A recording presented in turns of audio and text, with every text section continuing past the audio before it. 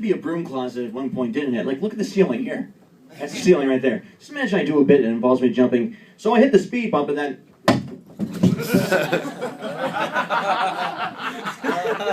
yeah, I didn't break the mic, don't worry. All right. So I apologize if I seem a little frustrated up here. I got lost in the way here. I don't have a smartphone, unlike all of you rich people.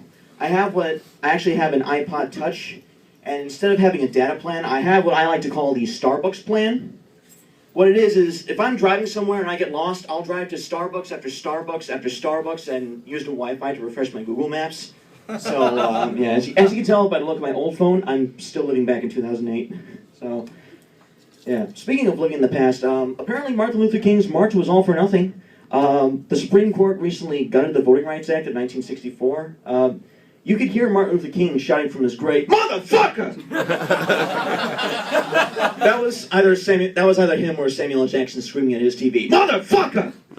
Yeah, but what they did was they took out a key part of the act, which required federal monitoring of election booths, mostly in the South. And advocates who wanted that part of the act repealed say it was necessary because the South isn't racist anymore. Yeah, as if the KKK relocate to North Dakota. No. So that one case in Mississippi recently where Marco McMillian, a gay black mayoral candidate who was brutally murdered, oh, that wasn't a hate crime, no. He just rolled down a hill and landed on top of a campfire. That's why he looked beaten and burned.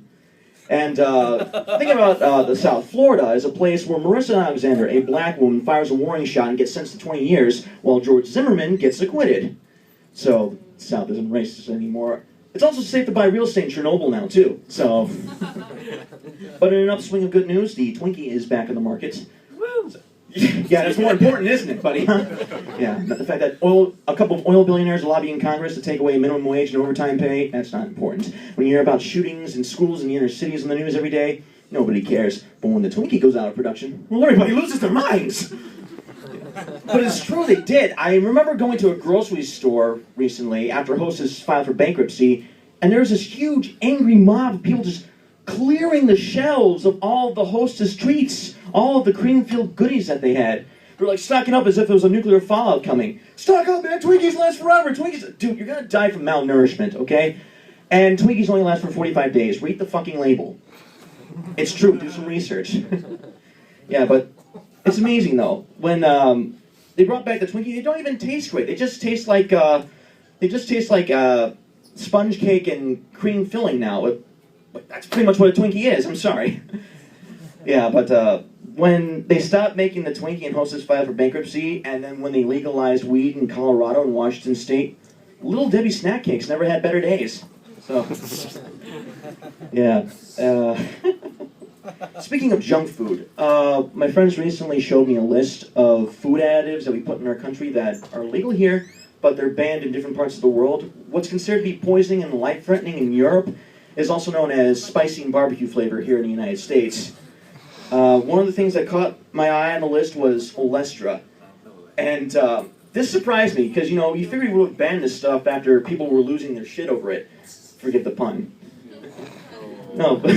you're getting it now.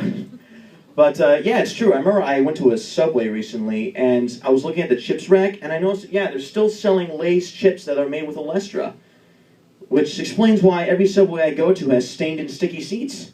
So, yeah, that's sweet onion sauce, but didn't drip directly from a sandwich. Yeah. Jesus. Yeah. But, I gotta admit though, there is probably one upside to anal leakage, and that is, wait for it, here it is, everybody becomes their own source of biodiesel. Oh man, my Volkswagen TDI is running low on fuel. That's cool, man, just give me a funnel and a hose. Speaking of flatulence, yeah, we're getting into fart jokes now. I find flatulence to be very handy, especially in the winter months. It's a blizzard out, and you're wearing a coat that goes below your ass, and you have an elastic band around that contracts to your body, and you're all contracted from the low temperature. You're like, oh, jeez. Oh, that feels warm. Oh. You become your own natural gas heater. Ooh. But then, when you're spraying around your body, don't squeeze yourself too tight, because then you're going to squeeze your fart straight through your collar. Oh yeah, that's right, I had egg salad for lunch today. You guys have been great. Thank you very much.